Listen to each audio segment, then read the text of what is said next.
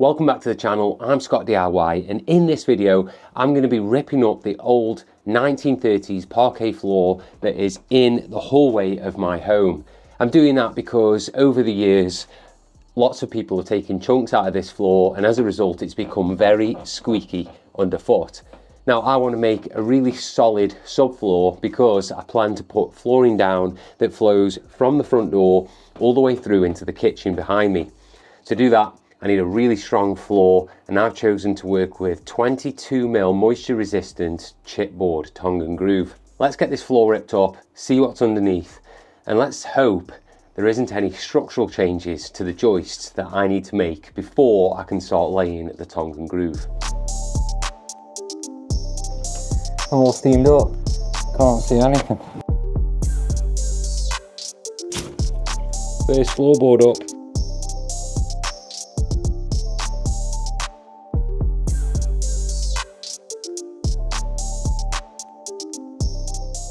Now that was pure stress.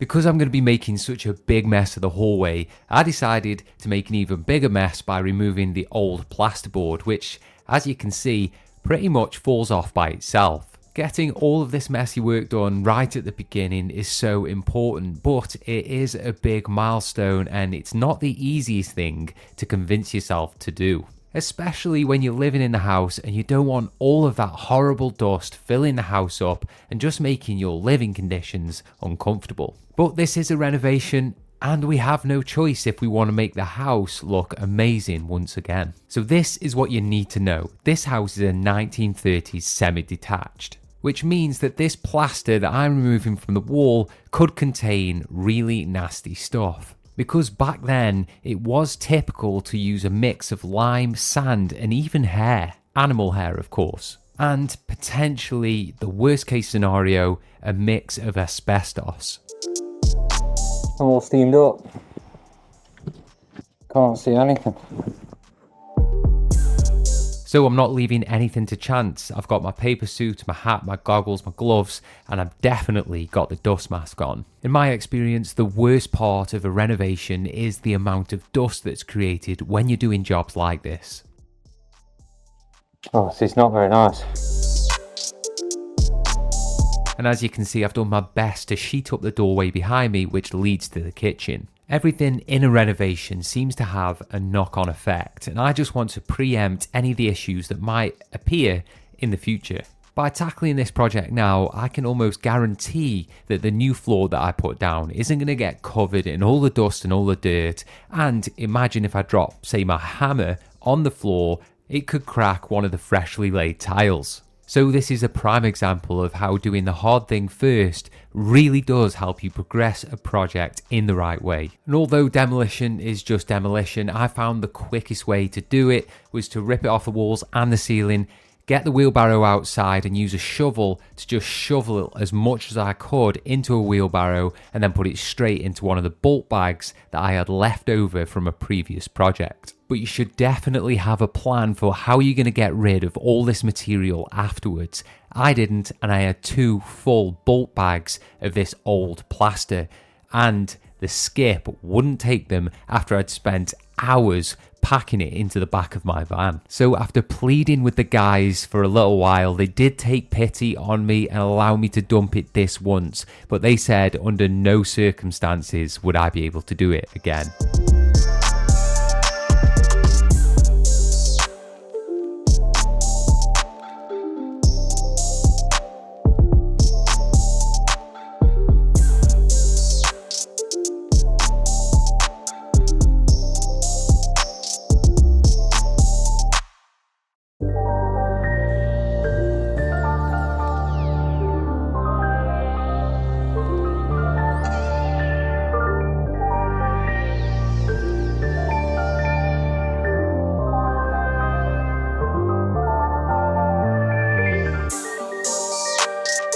So that's it for day one, and to be honest, this is the first time I've worn one of these paper suits. I've always kind of thought when I saw other people wearing them, why are they doing that? But I mean, just check the level of dust between my t-shirt where I have had it on and where I haven't. That is amazing. So I'll be wearing one of these in the future whenever I do any dusty jobs. That's day one of the hallway and stairs transformation, and I don't know when day two is going to be, but next time we're going to be laying some floor, some OSB or chipboard tongue and groove flooring. See you then.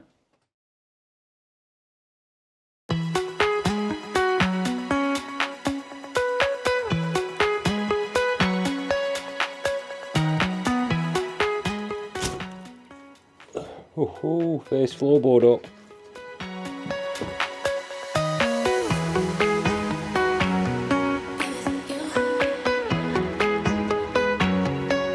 So I saw that some people love these old parquet floors, and it's very difficult to get these old 22mm thick pieces of timber, the original ones anyway. So what I'm going to try to do, I'm going to try and remove them slowly and carefully to preserve them, and then I'm going to list them for sale and we'll see if anyone wants to buy them. Personally, I don't think they will be reusable, but if someone's got a need for them out there and they can get these original pieces of timber, then it's going to be way better for the environment. Oh, straight away, ripping bits off. Oh, I mean, this is one of the main reasons why I got rid of it in the first place. This is a tiny piece. That's not even sitting on top of a joist. First piece done.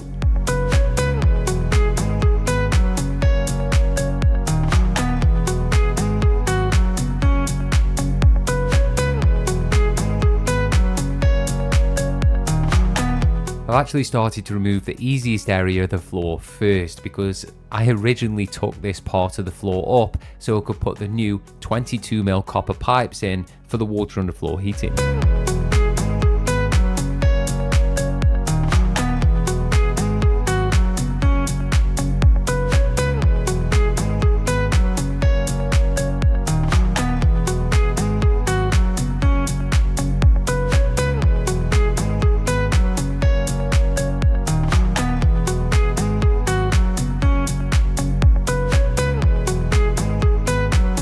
So I've started removing the flooring, and I've realised that if I start removing the flooring that way across, then I'm going to be ripping off more and more of the tongue and groove. The way the nails have been put in, they've been put on an angle like that. So I have to pull the boards out that way. If I try and pull them out the other way, then I just completely rip the tongue and groove off. And that's exactly what's happening now. I've got halfway across the floor. I thought that I'd be able to go halfway doing it one way and then halfway doing it the other, but actually I've got to start next to the stairs and then work, which is a difficult place to start. So I've got to make a new groove, which means I've got to rip up some planks, like really make some damage, but then I'll be able to remove all of the other ones without ripping the tongue and groove apart. And I do want to save these boards because I haven't made my mind up fully yet. I might want to sell them because they are good quality boards, or I'm going to make a windowsill out of them, which will be actually really quite nice for the house because I can say that is made from the original floorboards in the hallway. Anyway, I'm going to get on with trying to remove these without splintering them too much. Bit dramatic, but I think I've decided I'm going to remove this plywood board. I think it's like 6mm, maybe less, plywood board, and that is what's covering the other side of the stairs. So that will expose all of the understairs, which isn't something I expected to do today, but it is covering, I think this is like a bit of stud work behind here as well, it's covering up the floorboards that I need to remove. So I might as well, whilst I'm at it, remove this, remove the floorboards, and then just kind of like make something up to fit back in. The issue I've got is I've sent my partner and son out for the day because obviously it's not really safe for them to be walking around with big holes in the floor, and I'm expecting them back around 5 o'clock today, which means I've kind of got to make this safe for when they get back. The pressure's on, guys.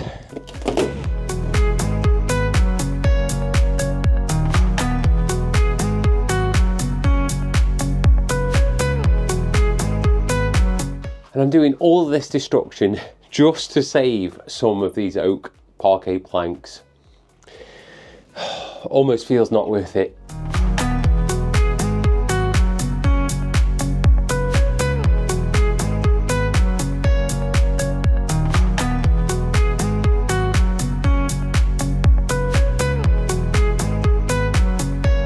Day's gotten away with me and it's starting to go dark. It's probably about 4:30 now at the time of filming this.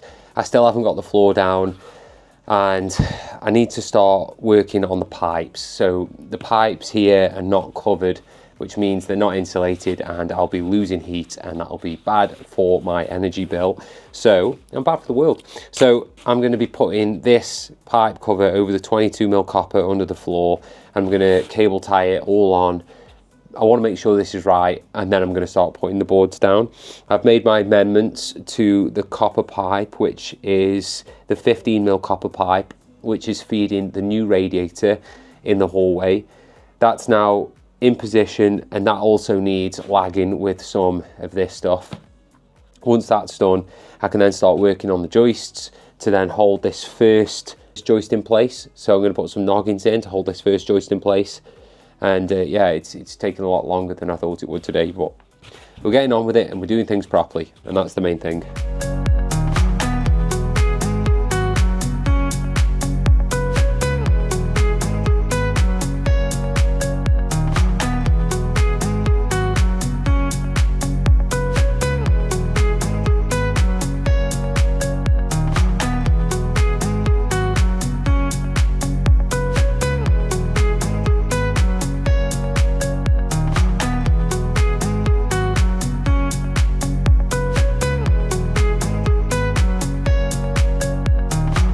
It's almost 6 o'clock at the time of filming this, and in all honesty, I'm nowhere near getting these new tongue and groove boards down, but I have made some progress and I've managed to get all of the joists nice and clean, no nails in the top of the joist, so that the new tongue and groove boards will sit flush on the top.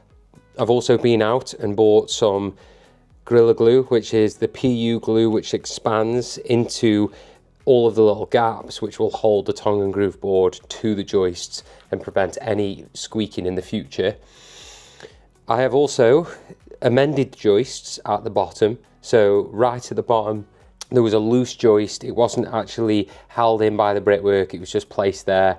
And what I wanted to do was I wanted to strengthen that up by putting 2 noggins in, which connected to the one that is connected into the brickwork. So that's now done. There is other improvements I'd like to make, but I am running out of time and this isn't a job that can continue for a long time because, again, we live in the house. It's just got to be done quickly. So it's not perfect, but it definitely is up to standard. The next step is I'm going to start cutting the boards and placing them down, but not gluing them today. I'm going to come back and glue them on a different day and get the layout perfect because, again, I'm running out of time and there's a couple of bits of material that I want. One of them being some 15mm pipe insulation, which I haven't got, and a little bit more 22mm pipe insulation. I don't want to be putting this floor down before I've been able to fully insulate the pipes that are underneath the floor. It just makes sense to do it once and do it right. So that's exactly what I'm doing. I'm going to crack on now because it's getting late and I'm expecting my son and my partner, Nicole, home soon. So I've got to get some boards down so it's at least safe to walk in here. This is kind of a moment of truth type thing to see if this is the right height. There is a bit of a height difference. That's okay though. This is all going to be refloored anyway, so we'll just have to live with that. I'm just marking where that pipe is on here, and then I've got to mark how far from the wall it is. Really, this is just about getting it right so that when we do the radiator, it has enough room.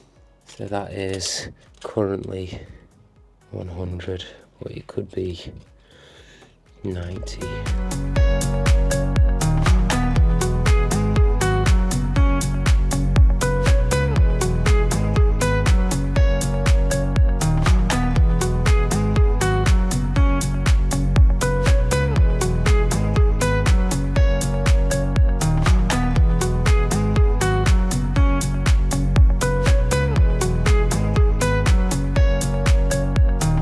So this is a fiddly bit that I'm gonna have to come to. So here is the screed for my water underfloor heating, and originally there was some 25mm upstand which was against that screed, and I knew that I'd have to address this point at some point throughout the project, because there was quite a big gap of insulation which is quite soft between what would be my new hallway floor and the screed.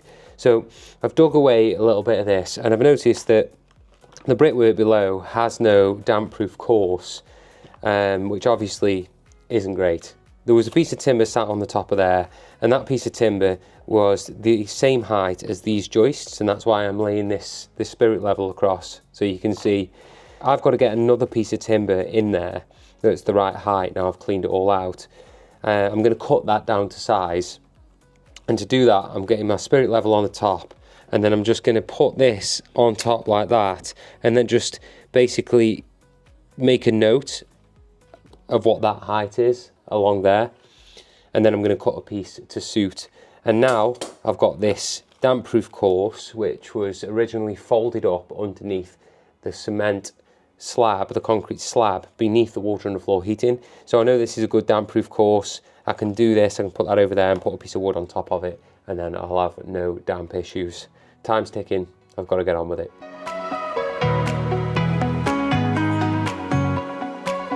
So I've just come to the conclusion that it might be best for me to put a mortar mix on top of this and then lay a piece of timber in on top, which would allow me to get the perfect height. If I try and do it with timber, the undulations of the brick could put it out of whack with these joists, and therefore I wouldn't have a solid full fit for the floorboards that go on top. I'm going to make a quick mortar mix.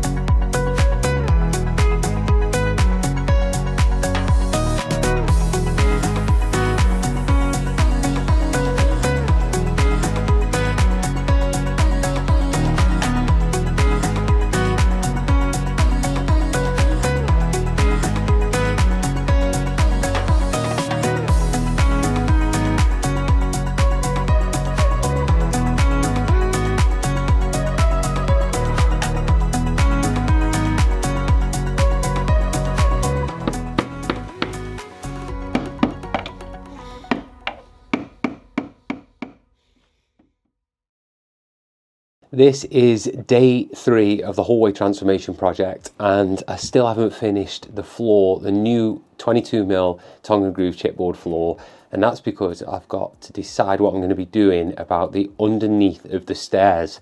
I do plan to make that a downstairs toilet, but in order to do that I've got to build some stud wall at the back of that downstairs area, so that I separate this, what will be a toilet area, from where the consumer unit is.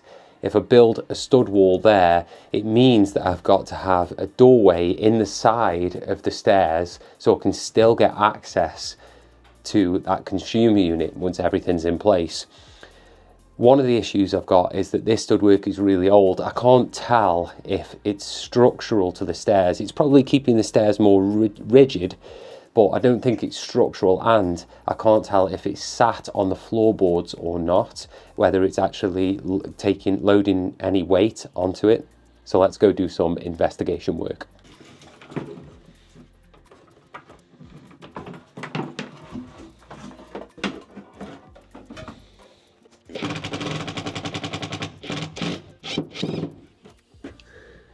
So after doing some investigation work, I've decided that I'm going to keep the original floorboards in that downstairs area. They are pretty tight to the floor and they're in pretty good condition. So by removing them, I might be causing more problems and creating a lot more time and effort than I really need to. So I'm going to keep them, and I'm going to start working on getting the chipboard down in the hallway. There's some tidying up in terms of electrics that need to be done in there, and I can do that later once I've got this chipboard down. So I'm going to start cutting some chipboard, and hopefully by the end of the day we'll have this finished.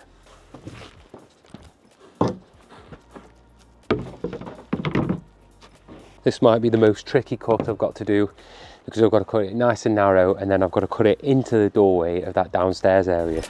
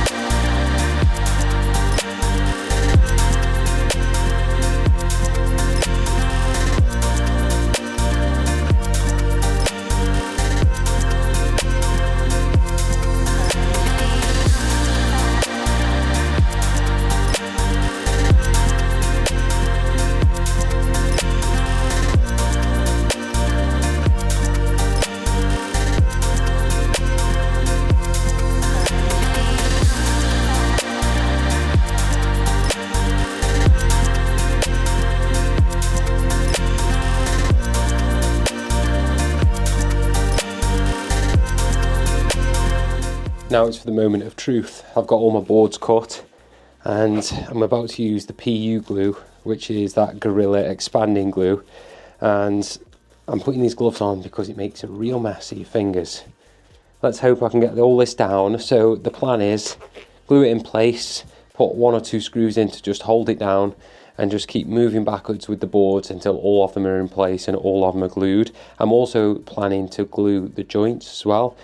So there's going to be a lot of glue going down. I need to move pretty quickly because I think this stuff sets in about an hour. So not really much room for playing around. Let's get to it. In my mind, this job was going to be much easier than it turned out to be. So the boards are actually quite heavy and they need to be placed on top of the joists the right way around.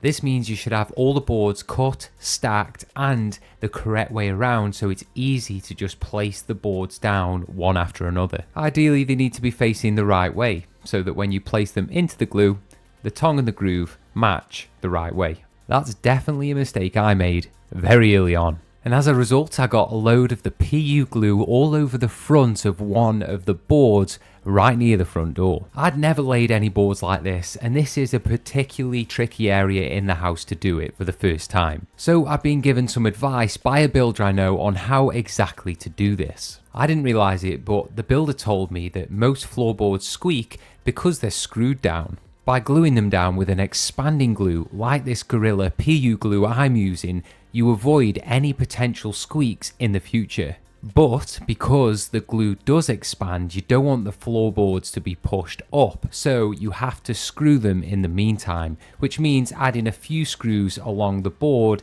which go into the joist below. That's particularly tricky if you don't mark on where the joists are on your wall, because once those boards are down, you have no idea where the joists are. That's also a mistake I made. And looking back on this footage, there are things that I would have changed if at the time I thought about them. As you can see, when I'm laying this board, you'll notice that the edge of the board actually overhangs the joist. Typically, the edges of the board should be sat on the joists below. Doing that completely eliminates any movement, and it's something that I should have thought about. However, there were some constraints. One is I'd already laid a full board, which meant that I wouldn't be meeting the center of it if I didn't lay it in the way that I had. And not only that, my joists below are not evenly spaced apart, so it would be tricky to align all the edges up on all the joists below. Luckily, this is pretty thick boarding and it's tongue and groove, so we shouldn't experience any movement at all.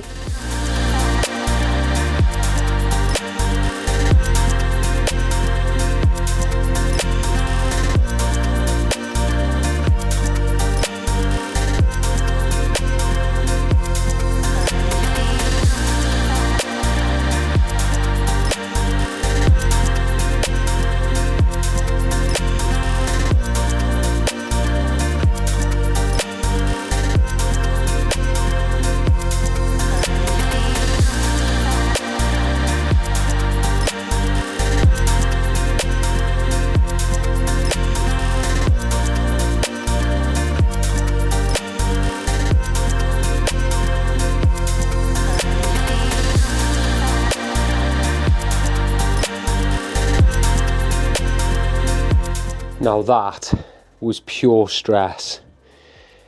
Tongue and groove floorboards laid on top of the joists with the PU expanding foam glue on top.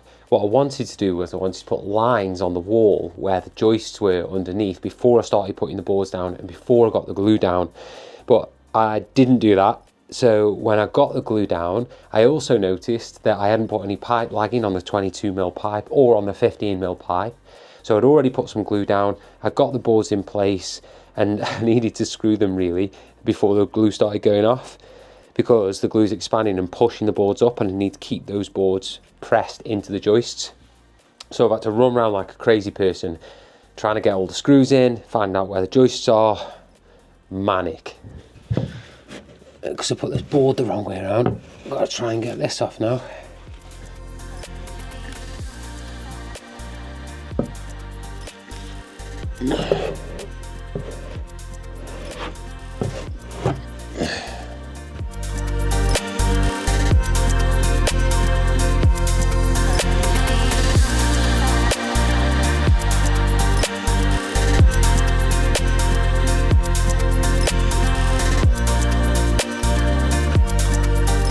That's the end of day 3 working on this hallway project, and to be honest, I'm glad. I'm not feeling too great, I've got a bit of a cold anyway, but that was pure stress. Getting all of this board down before the glue was fully set in, getting some screws in so it was held in place.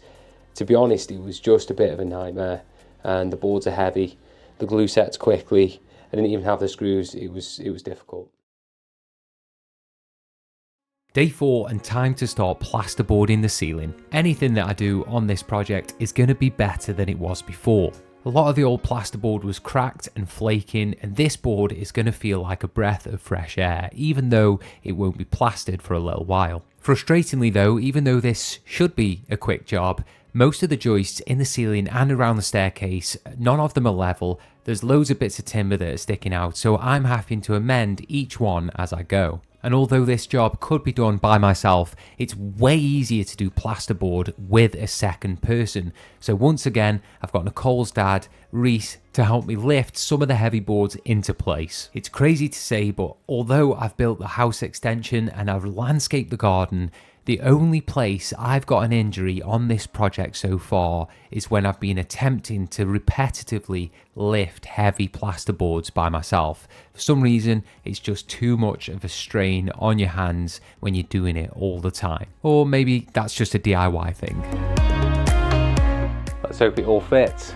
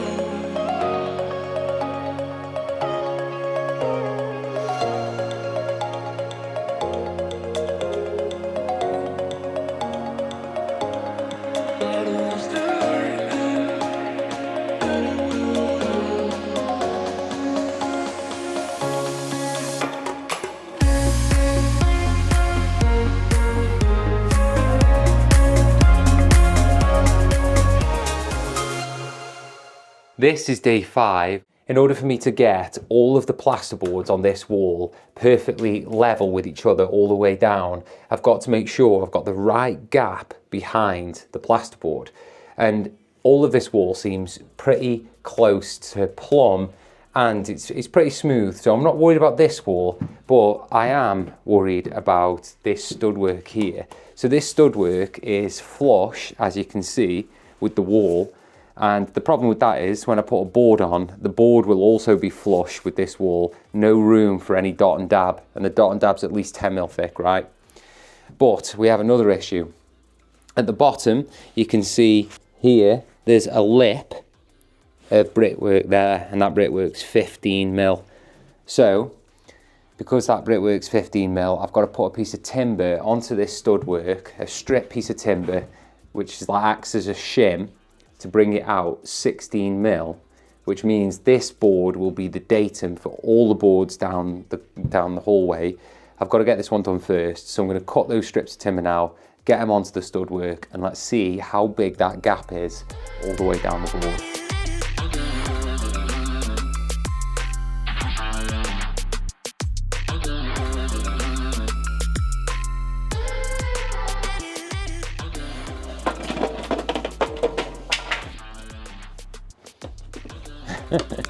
We got almost to the end.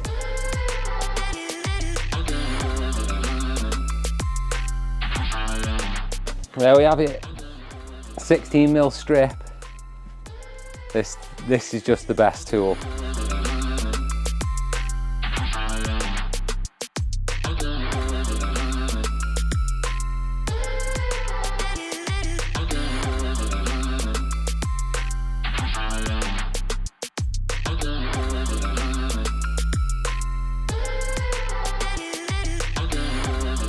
So these are the 16mm strips that I've cut for this stud work.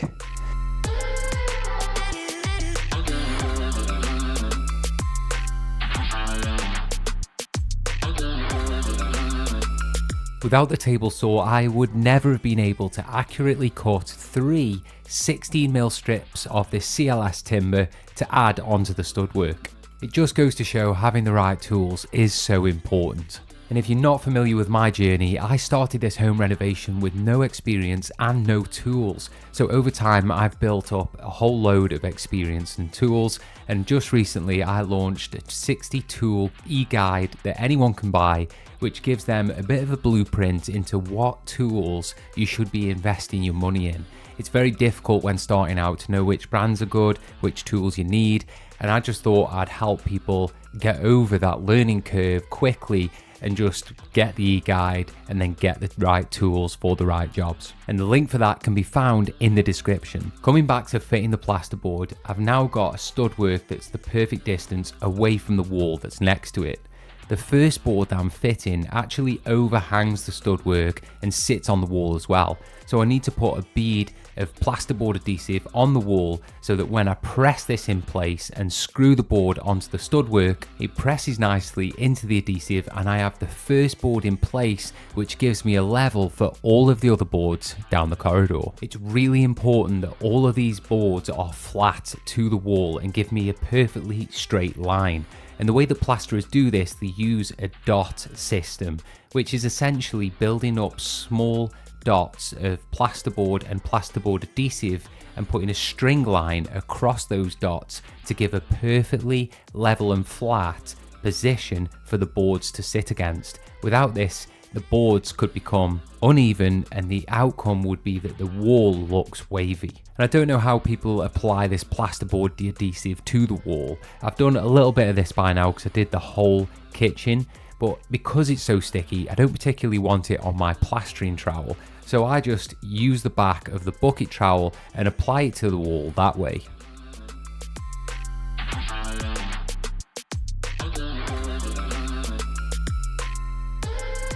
Now that was not easy. So I've just got these two boards on, and the first board that I put on was on top of those timbers that I cut to size, and I assumed that the wall I'd put in place, the stud wall where the door used to be, was then parallel level with this wall all the way down, but it mustn't have been because the strips that I put on brought the board out on an angle like that. So if this is the flat wall, then the board was on an angle, which means the board next to it would have had to have been even further away from the wall on this side in order to keep the wall completely flat. So I've just put some more shims behind that first board, and luckily I was able to access it from the other side of the stud wall so I didn't have to remove it. And now it's looking a lot better than it was before. We might be a couple of mil out, but I'm happy to live with that because I can probably make that up with the plaster. Might be a little bit more tricky, but I'll definitely be able to level it up a bit more. So we might be 1 mil out, and that is okay with me.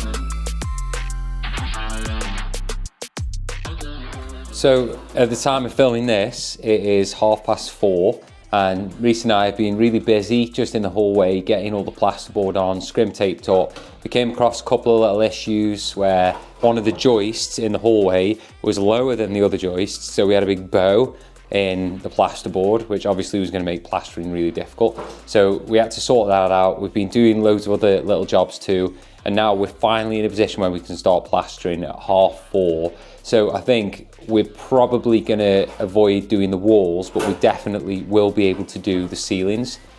And obviously the ceiling's probably the messiest bit. Hopefully tomorrow we're going to be in a position to start laying some tiles, or at least following the process to do that. We've got the trusty tools here. I'm going to start making a mix. Right, I've decided on a plan of attack for the hallway. I'm going to be starting at this end and working all the way down. The hallway isn't that big, but I think I'm probably going to do half a bag of plaster to do the whole ceiling on the first coat, and I've got some extra time. This is basically going to make the plaster go off slower, which means I've got more time to work with it. I'm only going to use half a bag for the first coat and half a bag for the second coat, even though I probably won't need it for the second coat. I've never used it before, but let's see how it goes.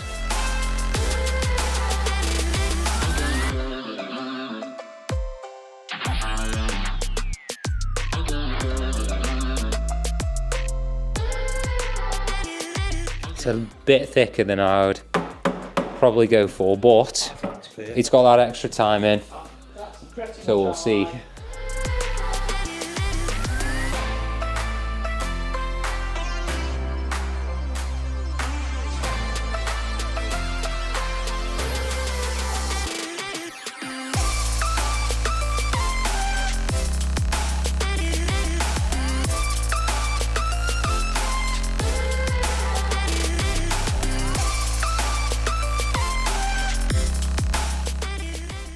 Now that was a project worth completing.